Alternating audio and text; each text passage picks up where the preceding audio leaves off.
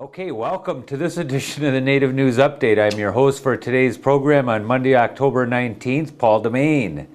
Many of the stories read here can also be found at our website at IndianCountryNews.com. And here are the stories for the day from the Associated Press and other Native news sources. James Arthur Ray led a group of more than 50 followers into a cramped sauna-like sweat lodge in Arizona October 8th by convincing them that his words would lead them to spiritual and financial wealth. The approach has made him a millionaire. People routinely pack Ray's seminars and follow the motivational guru to week-long retreats that can cost people more than $9,000 each. But Ray's self-help empire has been thrown into turmoil from the death of two of his followers who collapsed and died in the makeshift sweat near Sedona, Arizona, and 19 others were hospitalized. And now Liz Newman has become the third person to die from the Arizona sweat building incident. A homicide investigation now includes the 3 deaths after Ms. Newman passed away more than a week after participating in the ceremony. She suffered multiple organ damage during the ceremony at the resort. The homicide investigation now underway has cast a critical spotlight on Ray's business and has appalled the Native community. Ray became a self-help superstar by packaging his charismatic personality and selling wealth. Those who first attend his free seminars hear a motivational mantra that promises that they can achieve what he calls harmonic wealth on a financial, mental, physical, and spiritual level. Ray uses free seminars to recruit people to his expensive seminars, starting with the 4,003-day Quantum Leap workshop and moving up to the week-long $5,300 Practical Mysticism, and then on to the $9,000 plus Spiritual Warrior Retreat, like the one that led to the recent tragedy. The U.S. Supreme Court has rejected the Citizens Potawatomi Nation's chairman's appeal of a decision regarding taxes on his salary. The High Court declined without comment last week to hear the case of John Barrett.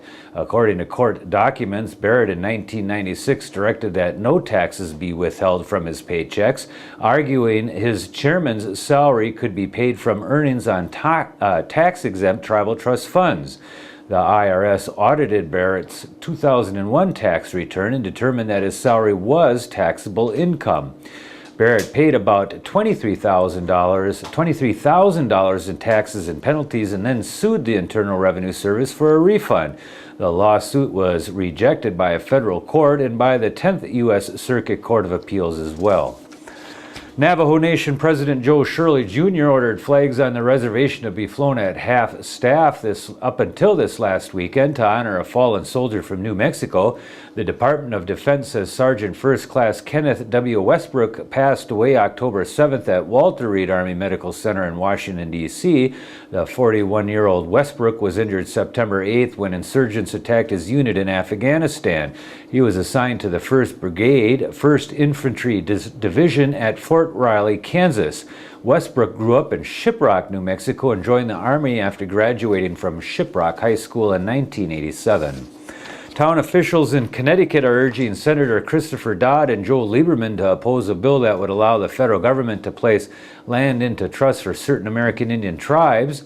Top officials in Ledyard, North Stonington, and Preston sent a letter to the senators last week saying they're concerned about any future expansions by the 2 Connecticut tribes that operate casinos.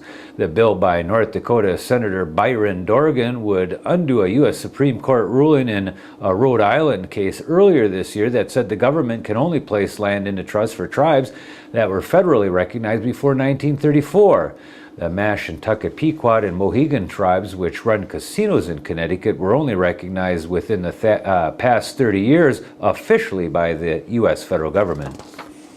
A federal judge should order Washington State to drastically increase the pace of fixing culverts that block salmon passage because nothing else will get the job done in a reasonable amount of time, a lawyer for Native American tribes has said. John C. Sled, representing 9 of the 19 tribes in the case, asked U.S. District Judge Ricardo Martinez to order repairs to end salmon blockages caused by all state highway culverts within 20 years, and those caused by culverts under the jurisdiction of other state agencies within 6 years. Two tribal fisheries managers, Charlene Crease of the Squaxin Island Reservation and Lorraine Loomis of the Swinomish Reservation, told the judge their people have been hard hit spiritually as well as economically by the depletion of salmon runs that are at least partly the result of bad culverts. Presiding over a tangle of fishing rights litigation dating from the 1970s, Martinez ruled in August 2007 that the state must ensure that its thousands of culverts do not block salmon migration, cutting the catch of the iconic fish in which tribes have relied upon from time immemorial for subsistence, cultural, and commercial reasons. Okay, aiming to capitalize on a growing demand for raw organic produce, the Coquille tribe of Oregon has taken the hard route to harvesting cranberries this season. To harvest deep red berries in the raw, the tribe will put its back into this year's crop through a technique called dry picking. The work is much more labor-intensive, said Bill Snyder, manager of the tribe's cranberry operation. Oregon's bumper crop this season is due to heavy spring pollination and a long growing season. However, last year's record harvest in Wisconsin and Massachusetts, combined with the downturn in the economy, has left a surplus which will squeeze the market this year. But the growing demand for fresh organic produce could help buck the competition. The contemporary method would be to flood the bogs, causing the berries to float to the surface and corral them so they can be lifted by an elevator and dumped into a truck. It's the most efficient method if the goal is to produce a product to be used in juice or jelly. To harvest the fruit dry, it's imperative that the berries have no contact with moisture throughout the harvesting process. The unconventional strategy of dry picking requires a host of new machinery, which the tribe is renting, and more contract workers, presumably with strong backs. The National Film Board of Canada has announced that several of its films received prizes or honorable mentions at this weekend's Imagine Native Film and Media Arts Festival during the closing awards celebration in Toronto, Ontario. Those film awards included the Alanis Obamsawin Best Documentary Award winner for CBQM, where filmmaker Dennis Allen pays tribute to the Moccasin Telegraph and Fort McPherson's citizen-run radio station, CBQM, and paints an engaging portrait of a northern Aboriginal town.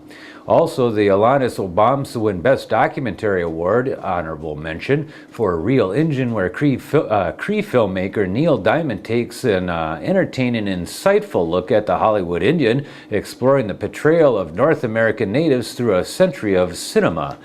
The other two include Best Short Documentary winner, How People Got Fire, in the animated short film from director Daniel Janke and animator Chris Octor. Centers on Grandma Key, or based on the elder Kitty Smith, it says, and the connection she forges with the village children through the oral tradition of their cultures. And lastly, the best experimental for honorable mention, in Nukshop, where Inuit filmmaker Joby Witaluktuk mixes archival and new footage to make a statement about the appropriation of his culture throughout history. And there you go, daughter, making funny faces at me. So this is the latest roundup of news from Indian Country on this edition of the Native News Update. We want to thank all of you for joining with us again. Miigwech.